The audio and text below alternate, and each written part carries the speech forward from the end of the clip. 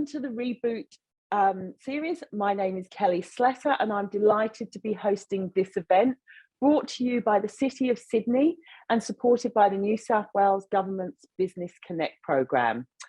Before we start, I want to acknowledge the Gadigal people of the Eora Nation, traditional owners of the land, and pay my respects to elders past, present and emerging, as well as acknowledging that we're all here today on different lands, and so acknowledge the traditional owners of all lands from wherever you join us today. If this is your first Reboot series, wow, this is going to be the best, one of the best, I would say. Out of 9, it's one of the best. If you are returning, and I can see lots of familiar faces or lots of familiar names in the chat, welcome back.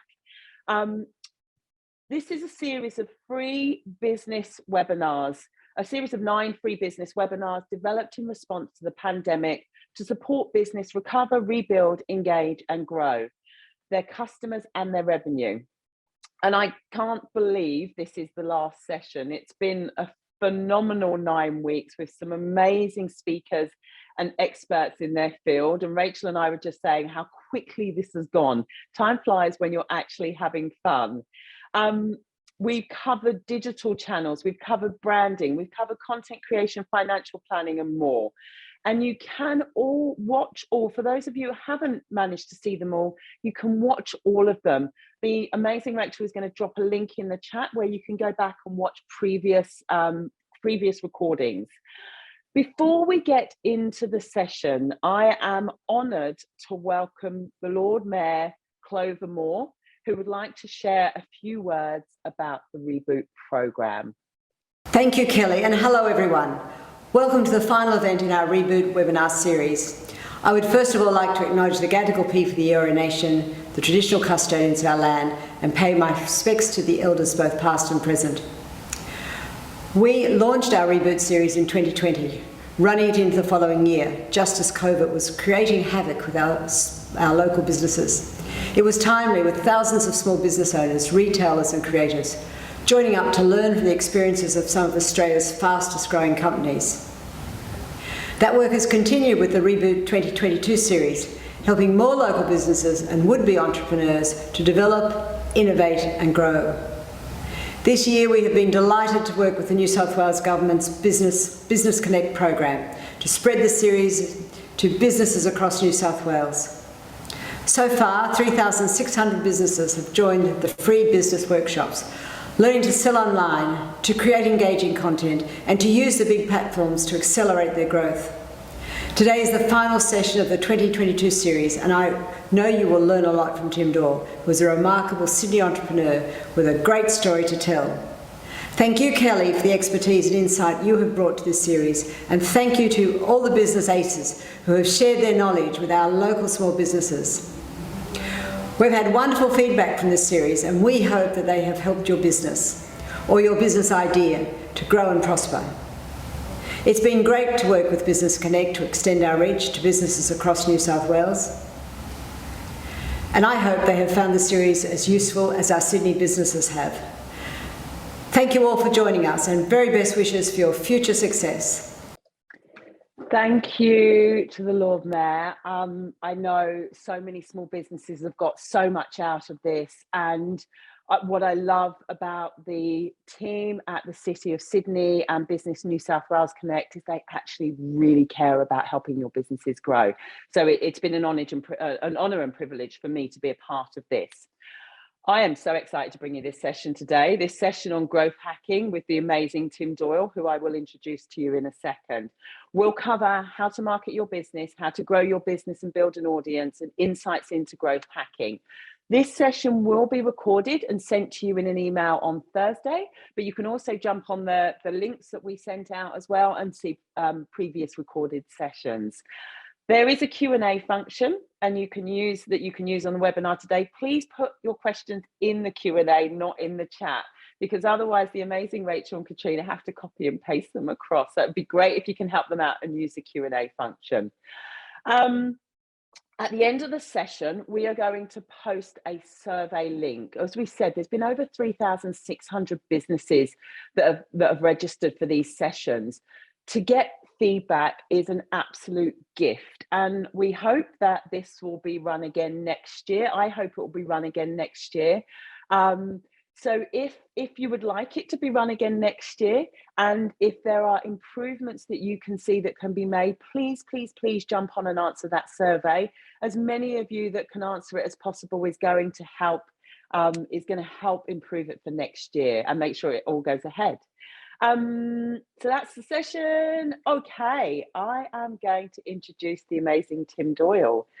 Tim is one of the most renowned marketing minds in Australia. He joined Koala in 2016 in a strategy role at a time when the business was 12 months old and already doing $2 million a month. In March 2018, Tim was moved into the head of marketing, which he held for 10 months. During this period, he grew the business from $35 million to $56 million a year, and an increase of $21 million during his time at Koala. More recently, Tim has launched Pilot, a direct-to-consumer brand, raising more than $8 million in funding, as well as Eucalyptus, a healthcare technology company building digital experiences for patients. From what I have heard, he's also just a standout legend. So I'd like to bring on and introduce you to Tim Doyle. Hello. Hi, morning. That was a hell of an intro. I don't know if I can stand up to about 80% of that. I'm sure you will blow minds. So I'm going to hand over. Tim's going to give a bit of a presentation on growth hacking, and then we've got a case study for him to go through and give some feedback on. Yeah, awesome. All right, I might take over. Oh, the screen sharing is disabled. Someone might have. You've got it now. Thank you. Let's go here. Cool. Can you see that presentation? We're good to go. Awesome. Well, let's start with, I might update that intro just a little bit because I think it was dated to when I was a bit closer to working at Koala. But I've been at Eucalyptus now for 3.5 years. So we are a direct-to-consumer healthcare business. We run 5 brands. We run Pilot, Kin, Software, Normal, and Juniper. Basically, like what we do is we make it simple to access general practice and pharmaceutical services online. Obviously grew really quickly through COVID, but have a lot of the same problems that a lot of small businesses deal with, which is how do we change with changing demand after the pandemic? How do we grapple with team sizes, with like the changing economy, and also the changing nature of marketing channels. So hopefully there's some like relevant experience there today. We've currently got a team of about 300 people, and we've raised like I think $100 million now. So quite a lot. I'm trying to figure out what to do with that over the next kind of couple of years. And then before that, as was mentioned, I was at Koala, and then I've also been an advisor to businesses as diverse as the Labour Party, Canva, and Pizza Hut, which is, I feel like, a weird collection, but I've certainly seen some interesting things along the way. Cool. So I wanted to start with like this idea of growth hacking and like what it actually means and where it comes from, and why I actually think it's like less valuable now than perhaps it's been throughout history. And I think the thing that I wanted to talk about here was that I think like what has happened basically since the start of online marketing, what we've seen as like this mindset of like growth hacking is basically taking advantage of things people don't understand about the internet. And so what that means is, what that means is like basically audiences have developed on the internet, grown really quickly, and there have been opportunities to exploit those. And the most famous story of that is like Airbnb integrating with Craigslist early in its life, which was a mechanism to get a whole lot of listings into a place where audiences were very cheap. Obviously, listing on Craigslist was free. And so the Airbnb growth team built an integration between those two, auto-posted the listings. And I think it took like the number of people staying in Airbnbs from like 1,000 to 10,000 in the first like 6 months.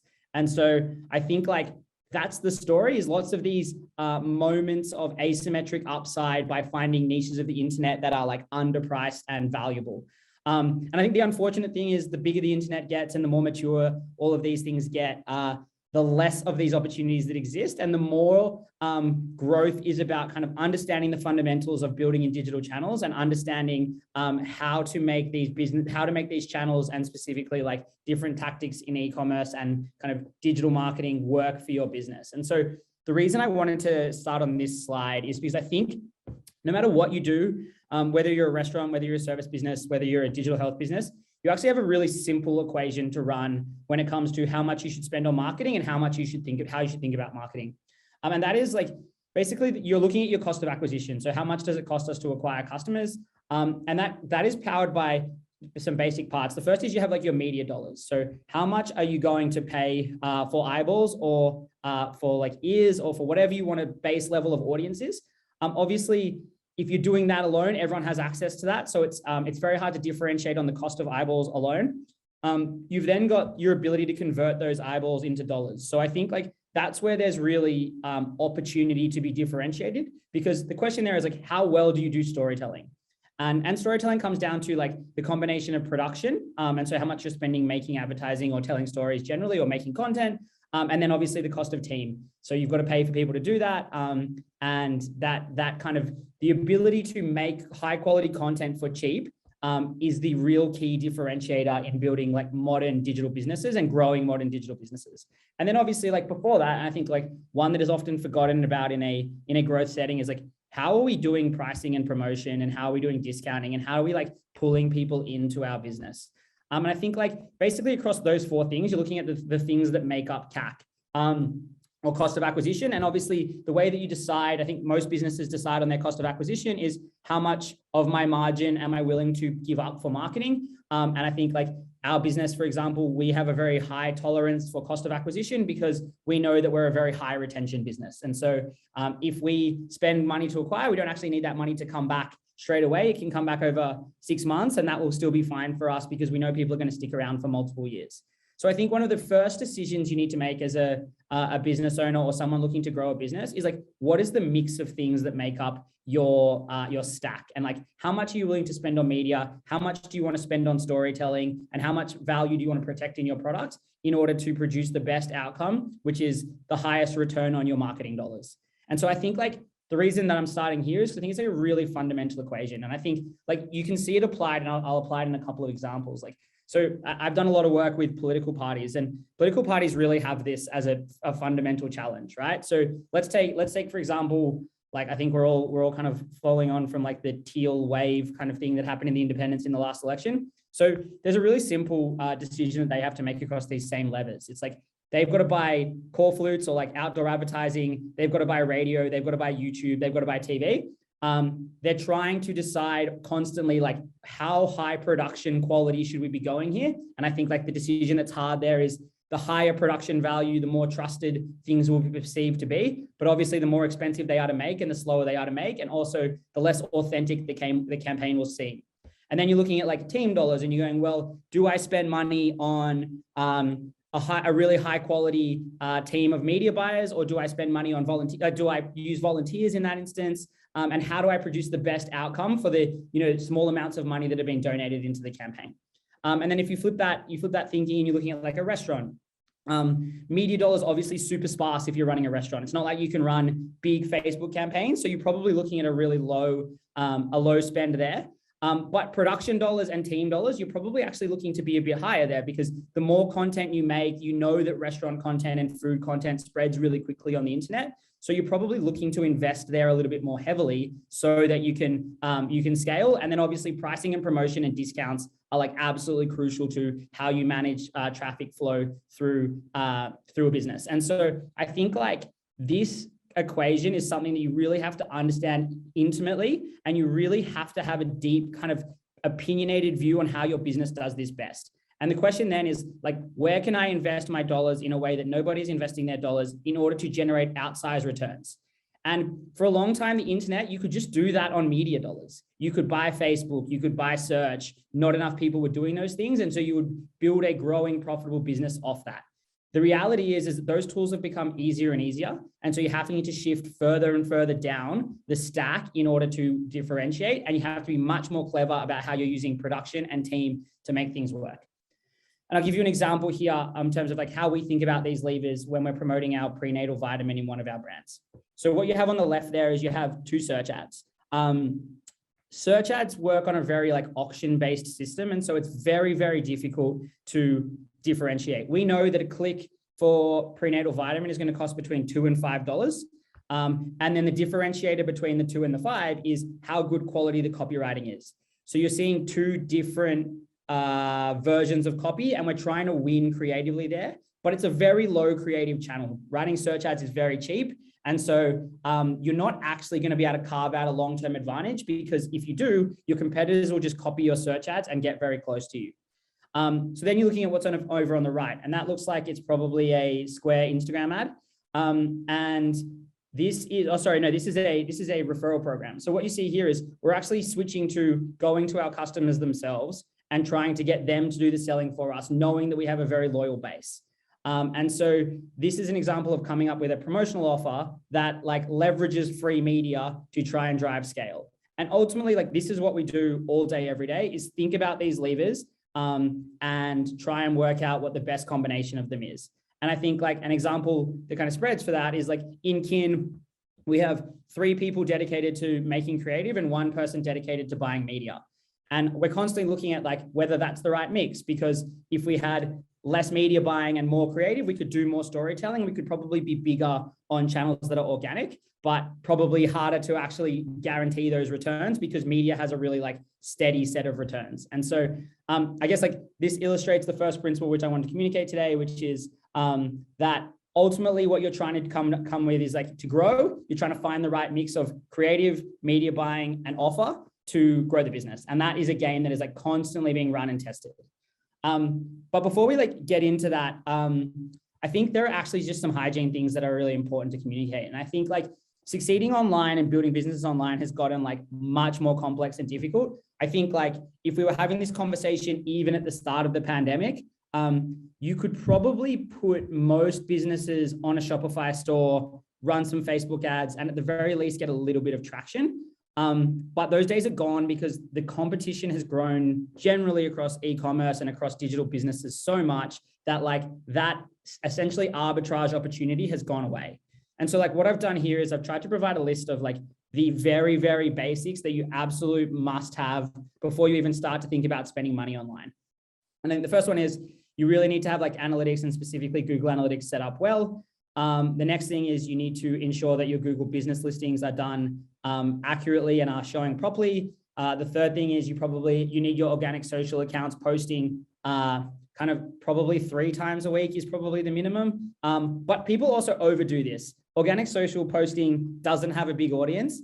And so don't obsess over posting every day. Don't obsess over posting every half a day. Like just get the right volume for what your business needs to do the minimum standard to show that you're a functioning entity.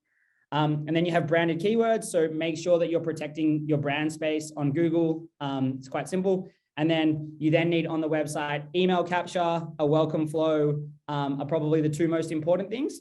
And then social prospecting and retargeting, which I can go into a little bit later.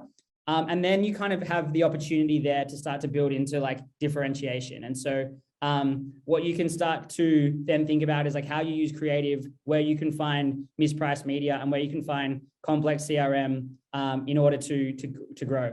I might stop there for a second and see if I can answer some of these questions that are coming up in the chat. Am I just stuck in a formula for working out your return on investment for ads? So hopefully that makes sense, but you jump in and. Yeah, sure. What was the principle again? Media, creative, offer. What was that? What was the principle you mentioned? Samuel asked. Sorry, where am I looking? I'm in chat, sorry. You mentioned the 3 principles: media, creative. Oh, and pricing and promotion. Yeah, so it's up here on the slide now, hopefully. Cool. So do you want to do some questions? Cool. Okay. So what if you have no or very little margin due to trying to rebuild from COVID? Yeah, no problem. I think like what you're looking at there is like you're looking at creative and organic distribution as your main mechanism. So like what you're trying to do is low cost storytelling. And so I think like I've actually got an example of this that I can kind of show you further down. So these are ads that we have run, and I think 2 of them are pilot ads, one's a Koala ad, that are essentially free to make. So the one on the right-hand side is being shot on a phone. It's one of our staff in the ad, and it's like a very simple test for a very small amount of money to be able to see what we can do to see if we can get scale. And like, we're filming lots of these and hoping that there is some return on them over time. So I think like in situations of low budget, what you've got to do is communicate authentically and post lots of content, but make that content as cheaply as possible, because the internet rewards cheap content.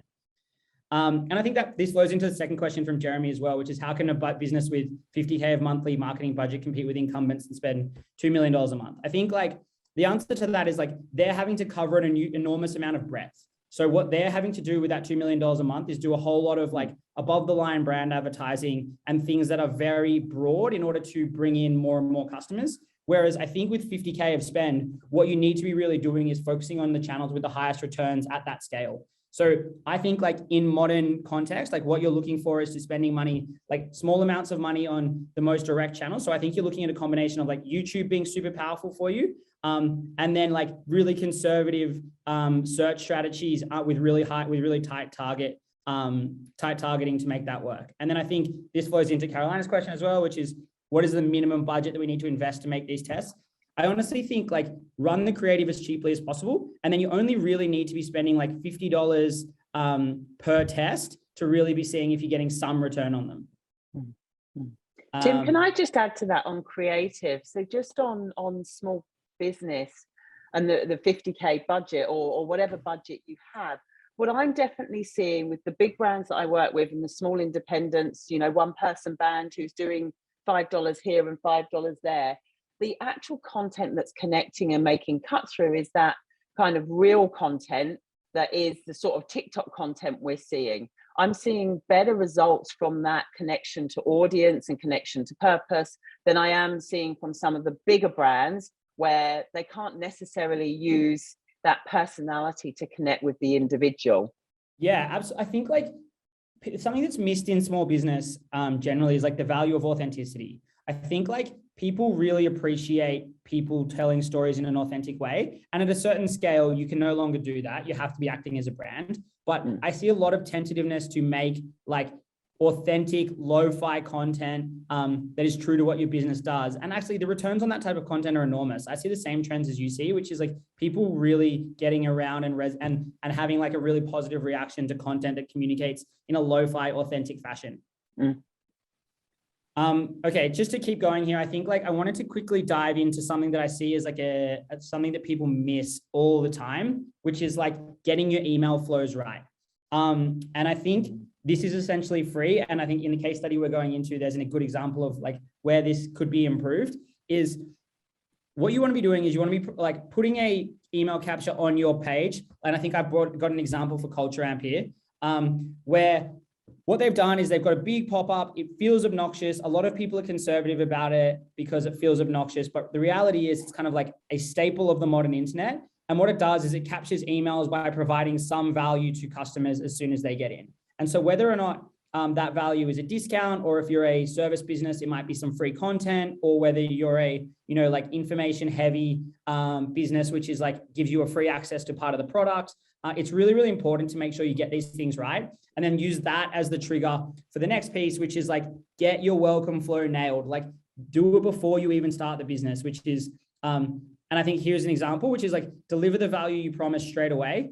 So ensure that you're providing whatever value you give to the customer, give that to them straight away. 24 hours later, tell your brand story, sell the dream. So it's a little bit easy. It's easy to communicate a detailed message through email, particularly when people are warm. 24 hours after that, provide some social proof. So put examples of your customers into the email flow. 2 days after that, address blockers. So ask yourself the question, why wouldn't people be buying? And then communicate to those people the value of the product. 2 days after that, ask for feedback. So open up the opportunity to have a direct conversation with the customer about why they are not buying or what they're looking for. And then the last one is offer an improved discount. So that is 6 emails in 14 days. No, it's 6 emails in 8 days. That feels like a lot. And the number one question I get when I talk to people about email flows is what is too much email? But when people are high intent early in their journey, they are comfortable with you emailing them often. And then the value of those emails after a week or after 2 weeks pretty much goes to nothing. So what I see a lot of businesses doing is I see them protecting their email lists. So they're like, oh, I've got an email list of 10,000 people. Therefore, like I can't email them too often because I might damage that. And I think the reality is for most of those most people, they're never going to be your customers because they've stopped engaging with your product in the first 10 days. So email often try and solve problems in the first 10 days. And then from there, lighten the email load massively to once a fortnight or once a month. But make sure this flow is running. And I think for those that haven't built flows before, basically all email marketing tools, whether you're using MailChimp or Klaviyo or Autopilot or any of the other big ones, are going to have some tool for building your first flow. And I make sure you get your welcome flow right in the first case, is the point I'm trying to make there. Tim, can I just ask, can everyone just put in the chat, do you have an email flow set up? I'm just really interested to know how many of you have a welcome series. So just type yes or no in the chat. Yeah, we've got a few yeses. No, wasn't delivering results. No. I would say so Nice far. work, Brian. Yes, welcome. Yes, abandon. Brilliant. I would say so far it's about 60-40, actually 60 no, 40 yes. And you know, one of the stats that always blows my mind is that the return on investment for $1 spent on email, the return on investment on average is around $36. Yeah, Whereas when you compare that to Facebook ads. Yeah. Sorry, Tim, you go.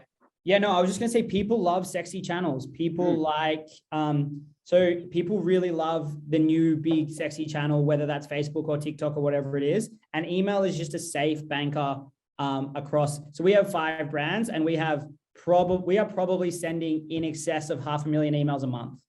And so I think like we massively commit to our emails. We run hundreds of tests in emails. And I think the point was made here that like in the chat, which is like, it's often hard to get people to sign up. We run tons of different tests on ways to get people to sign up. So whether or not it's like free offers, free content, combination of offers and content, exclusive access, gift with purchase, we're always doing it. So I think like, if you've got a decent amount of traffic, there is no better return on investment than email.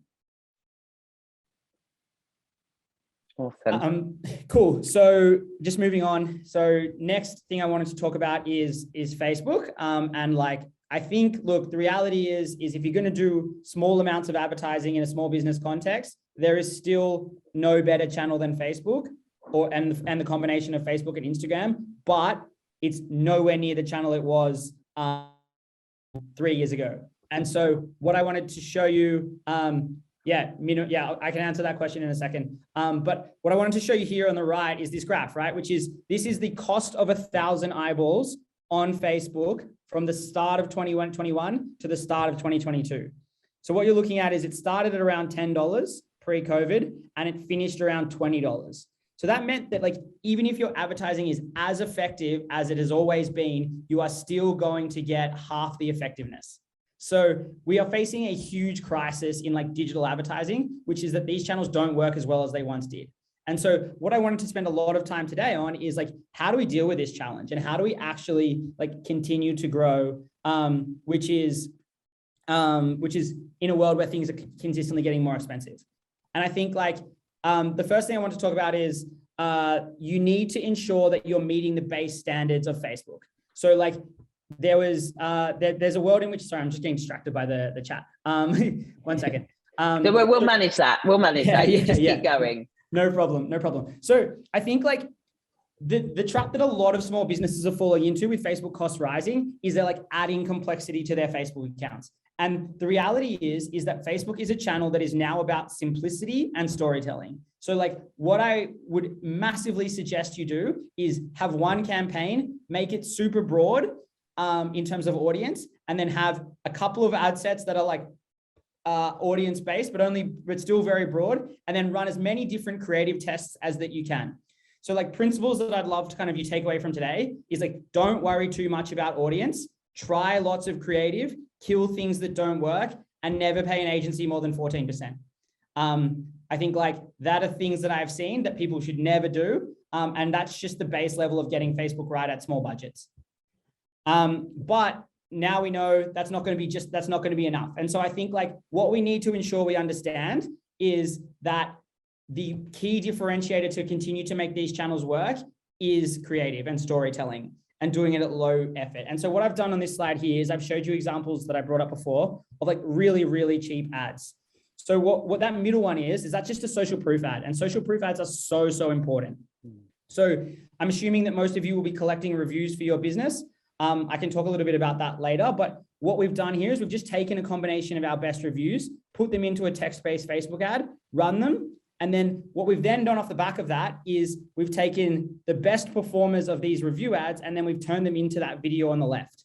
So we've just made a small animated video with stock footage that then uses the reviews as subtitles. So what we're designing there is we're designing a machine that for very low cost can massively amplify the voices of our customers. So what I'm trying to do is I'm trying to collect as many reviews as possible, test those reviews as ads, then turn the best ads into videos that I can then scale into other channels. So I'm constantly running this like low cost machine, which goes get review, turn review into test, turn best performing tests into scale. And we're doing that thousands and thousands of times a year because we're really, really trying to find what works in an environment that's increasingly competitive. And then I guess like the takeaway for you as probably people that are running like a little bit smaller budgets than we're running is that this creative engine, and can you produce a creative engine that gives you a lot of options, is such an important part of the business that like if you're spending a lot of media dollars without having this creative set up, I'm almost certain that you'll be wasting most of that money. Then there's this question of like, what do we do with other channels? And I think like, as we look for more opportunity outside of Facebook and Instagram, I've tried to come up with like a set of rules that you can use to approach new channels, because I think it can be enormously stressful and time consuming to be able to then go, oh, I now need to manage 9 channels or 10 channels. And I've got a referral program, I've got affiliates, I've got all this different stuff. I think like we should take a pretty simple approach to new channels, which is how much is this channel going to cost to test?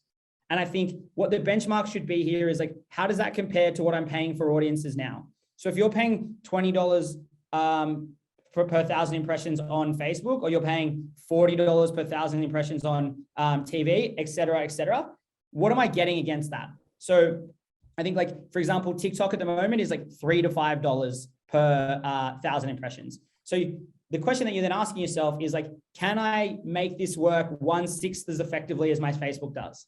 And I think, or can I make it as my best channel? Then you're going, well, that works. But ultimately, if you're going to have to pay more money per 1,000 impressions for a new channel, it's often just not worth doing that. Then it's like testing into your own audiences and seeing how much that's going to cost. Then there's this idea of like, is there opportunity for asymmetric upside? So I'd love to kind of like explain to you I think it's a reasonably intuitive concept, but like basically channels move through these phases, which is firstly, they try and drive user sign up. So they spread content extremely far, and they do that for free. Then they try and turn user signups into engagement. So then they try and smash you with the maximum amount of content to get your time on site up. Then they try and monetize that audience. And that's when you start having to pay. And then the audience's prices start rising over time. So let's take a look at 2 channels. Let's take a look at TikTok and let's take a look at LinkedIn. So TikTok is still very much in the drive engagement phase. So they are making content like largely free, and it spreads extremely quickly. So the rewards asymmetrically for being good at that channel are enormous. Let's take LinkedIn. So, for a long time, LinkedIn didn't have a news feed. And then all of a sudden they massively shifted strategy to rewarding people posting content on the platform. And so at the moment, they're still in this phase where content spreads enormously far for very basic content. So you'll see a lot of things in a LinkedIn feed, which have hundreds of thousands of free impressions. Whereas if you post a piece of content on Facebook, you're going to get hundreds of impressions because Facebook is very much in the pay to play space. So as a small business owner, you're going, where is my audience and where is the channel that they're in with regards to how fast it is willing to spread content and how it thinks about its current state of its life. And so like, for instance, if you're a small service-based business, I would be posting on LinkedIn all the time because the rewards for that content are significant. But the rewards on Instagram are less significant because it's very much in the pay to play time.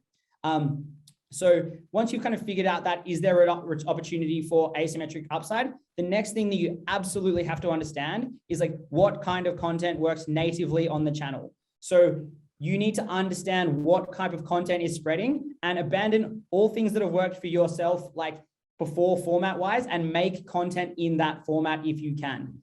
Because the number one mistake I see is people repurposing display ads into new channels or repurposing text heavy ads into new channels, and that just doesn't work. And so figure out the content, figure out your story, and then figure out if you get asymmetric returns. And if you see a number of ticks in these boxes, then you're starting to look at something that might be valuable to start testing. Okay, should we stop and answer some questions there? It feels like there is a few more. Why don't we answer a couple and then we'll bring on Susan, and then we'll see if we've got time to answer a few more at the end. Sure. Does that work? Awesome. Okay, you go. Which ones do you want to answer? I'm getting like, oh no, there's actually not that much. It's fine. I can just keep going. It's all good. Just like, okay. Which one can I do? Sorry, hang on. What about how can a business, sorry, no. What is the minimum budget? No, you've answered that one. How much time do you give yourself to test each marketing experimentation? That's a really good question. Yeah, that is a good question. And I think, like, look, there aren't definite answers, right? I think what I would say is individual pieces of content you should know very quickly, because you will have benchmarks based on how that channel performs for you historically. But if you're testing a new channel or a new strategy, then I think what's really important is you give yourself enough time. So you go, okay, I won't know anything about this channel to begin with, so I'm going to run 10 content tests to ensure that I get up to speed. And you can kill those content tests if they're not working, but I wouldn't kill the channel altogether until you run some significant testing through it. There's a question here about measurement and attribution if running multi-channel. Yeah, Ben, it's gotten way more difficult, as I'm sure you know. The reporting on Facebook is getting worse. Apple is making it more difficult to get trackable data. To be honest, what we run a lot of is we run a blended view. So we take all of our spend, we take all of our conversions, we look at a blended return on ad spend and a blended CAC. And then what we do is we put assumptions around different channels. So for generic search, and sorry if this is getting a little bit inside baseball jargonist, but it's kind of how you have to answer this question, is so for branded search, we apply a discount because it's very low in the funnel. So we'll make sure it performs at 1/3 or 20% of our blended CACs. For generic search, which is pure incremental, we'll bid at 150% of our blended CACs. And then for Facebook and Instagram, where post-view attribution eats up a whole lot of the performance, we'll put it at 60 to 70% of our blended CACs. And then we kind of have rules like that for all the channels. Hopefully that like answers that question, but attribution is getting much harder. So yeah, it's not an easy answer. For those of you that are going, what on earth, we will put together a little cheat sheet that we will send out in the email that explains that terminology. Yeah, I'm sorry. It's just no. It's like there's very massively different levels between businesses that's spending a lot of money and businesses that are just starting. And I try and cross both paths, but it's hard. It's good. It's good to know. So we'll send that out. So I just wanted to spend a little bit of time like allaying some fears about content quality. So what you're looking at on the right is a meme we run. So to give you an idea, like Pilot spends, one of our brands spends like in excess of $500,000 a month on marketing. So it's quite a big brand. And this meme on the right is the best performing ad we've ever done by like a factor of 5. And it's like the dumbest, stupidest meme about erectile dysfunction ever, but it just went crazy, crazy well. And so that's that's how low the bar is for internet native content. Like you can make it work. And I think the reason it works is because like content on the internet follows like a power law distribution. So the best content will outperform the worst content by 10,000 times because digital channels love to spread content that is driving engagement. So radio, TV, they work on a normal distribution, you know, that you pay for a certain number of eyeballs, you get that number of eyeballs, therefore middle of the road creative is what gets rewarded. But the internet has a power law. So the best performant content will perform 100 times as well as the average content.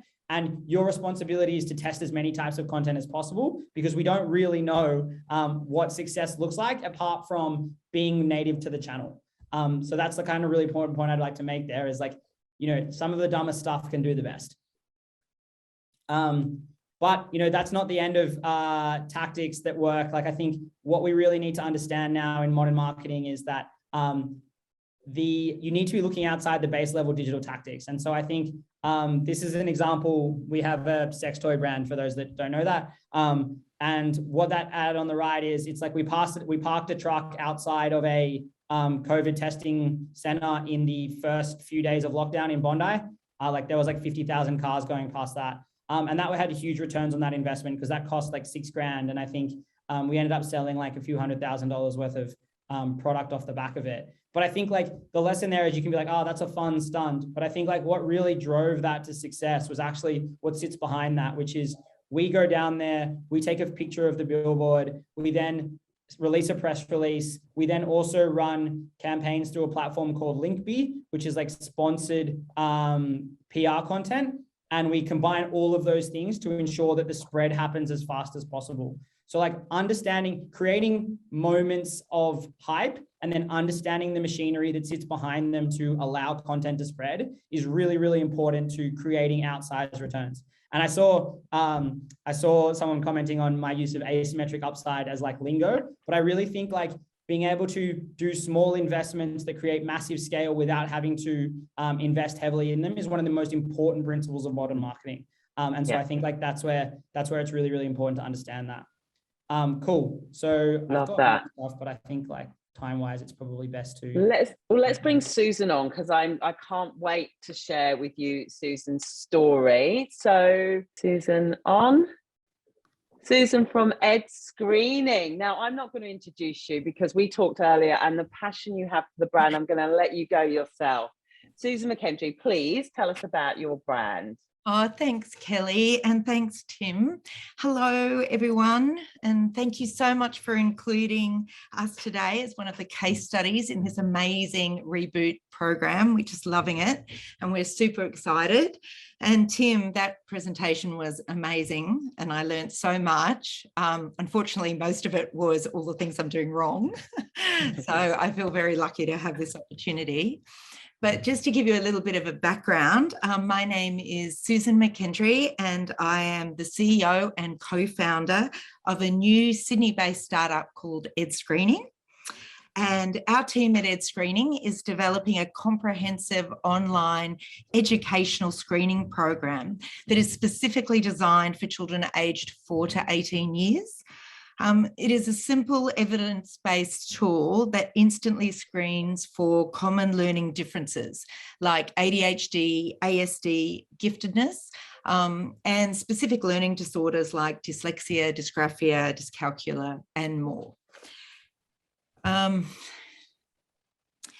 If a child is struggling at school or having difficulties learning, the sheer number of different causes and solutions to explore can easily overwhelm parents and teachers.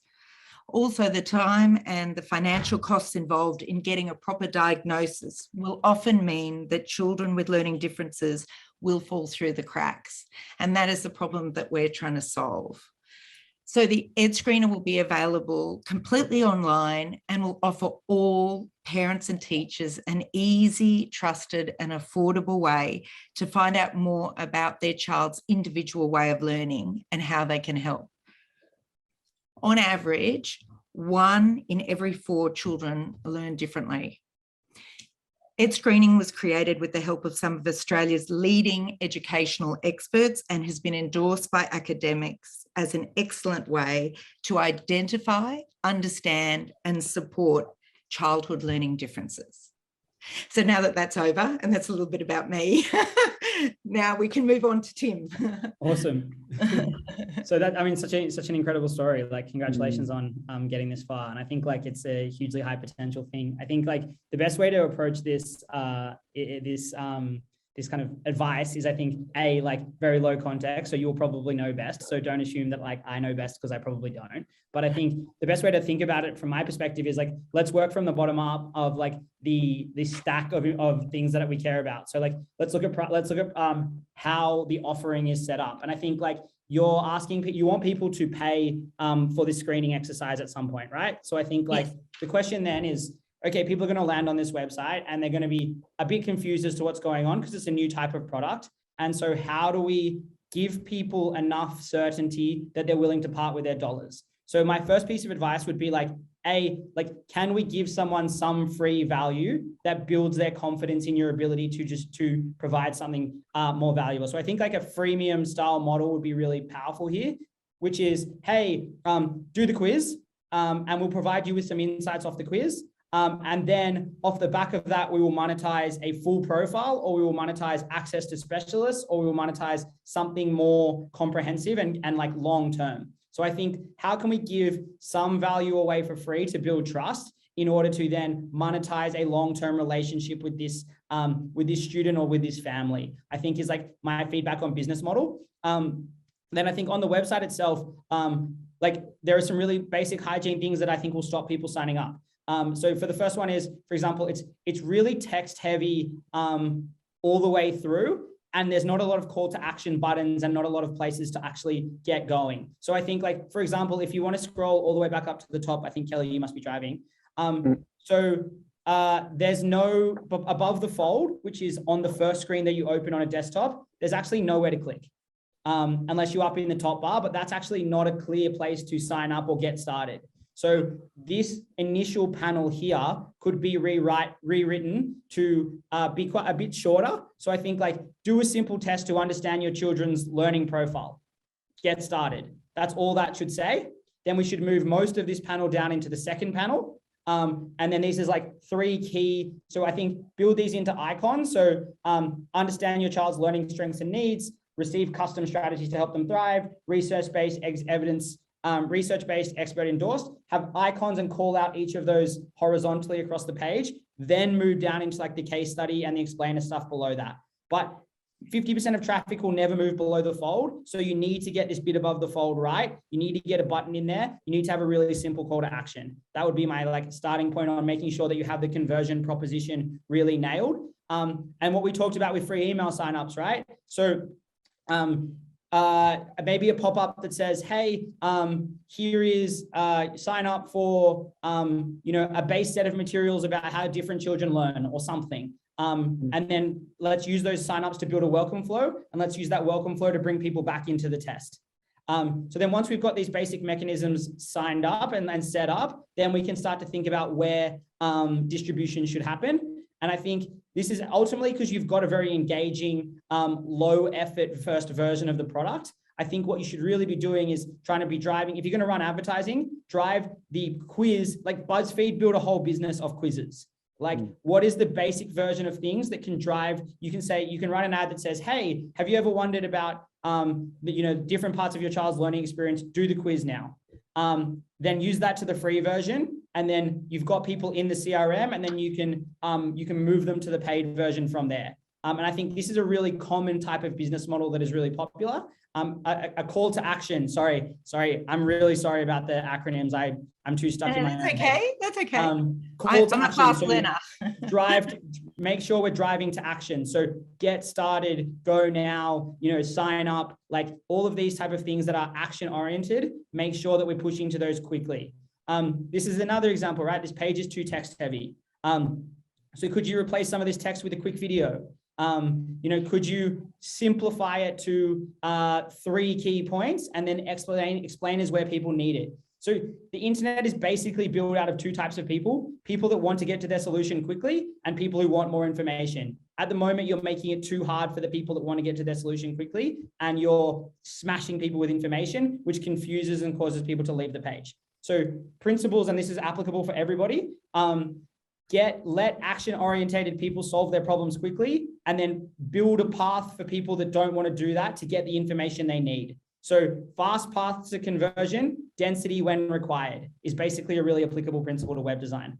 I just barraged you with a lot of information. How are we feeling? Does that feel like there's something there? Oh, no, that sounds fantastic. Can I ask one quick question? It's just in terms of offering sort of the freebie. Do you think it works as well to give people, for example, I was going to put an unconditional money back guarantee somewhere, and also to say that, do you think like a 50% off or, free screeners or a screener and your second one's free work as effectively as having a little tester So I think like money back guarantees are like table stakes for the internet now. So I actually don't think that is a strong differentiation in itself. Oh, I see. Okay. But I think the reason I like freemium in this specific model is because you can provide someone with value before you ask them to pay. I think Brian's nailing it here in the comments. He could probably take over from me. But I think like you have a specific thing where it's very low cost to give your thing away for free. Absolutely. So you should give some value for free and then try and capture on the long tail, particularly when in your business, I would imagine margin mostly accrues in the long time over your ability to provide services and assistance. So actually like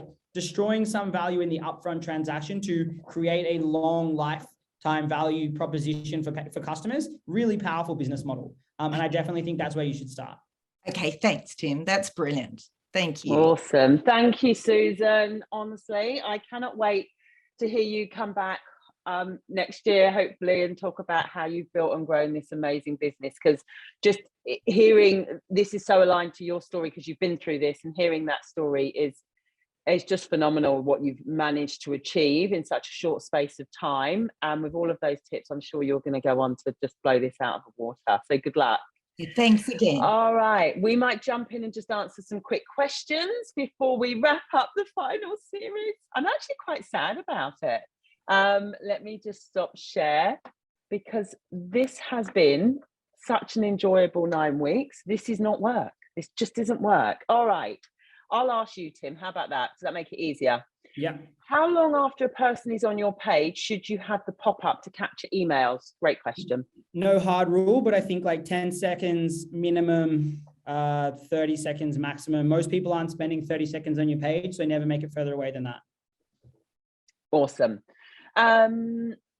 Susan's presence with it is, okay, that's about a Zoom question. Where do I find good content marketers? It's a question that a lot of small businesses are asking actually, because creating even basic content or authentic content takes time, especially if you're not that way inclined. Absolutely. I think like, to be honest, like go to internet natives. So look young people creating content on the internet, like they will understand how content spreads on the internet and you can actually get them for very cheap. So I think a lot of the trap that a lot of people fall into with regards to finding content marketing or finding production support is they're going to a very expensive advertising oriented part of the world, when in reality, like a lot of the best content is created now point and shoot on a phone.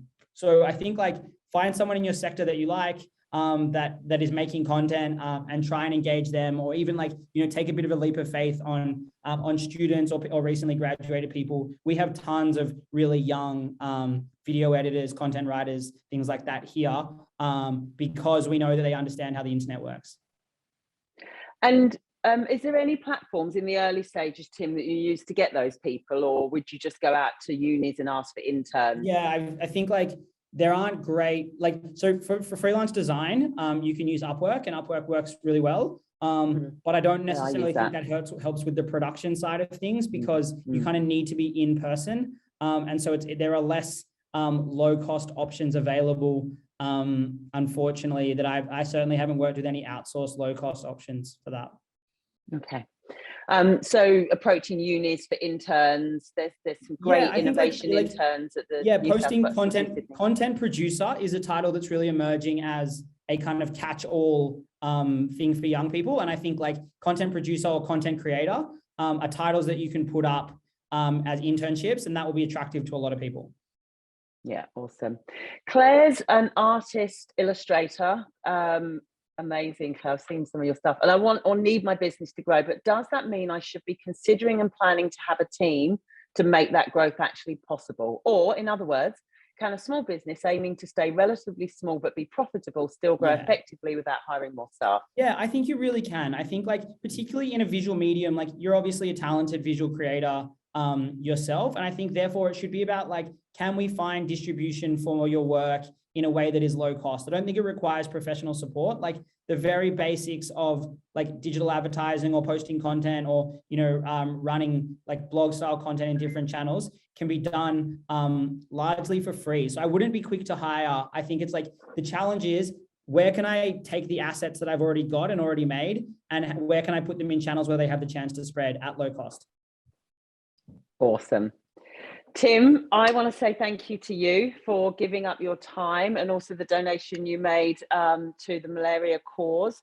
This has been gold. Like, I've got some notes as well. I keep saying all the speakers I've had on, I've been making notes myself, which is awesome. So everyone, give a big thank you to Tim in the chat. You have been brilliant and given so many insights to small business.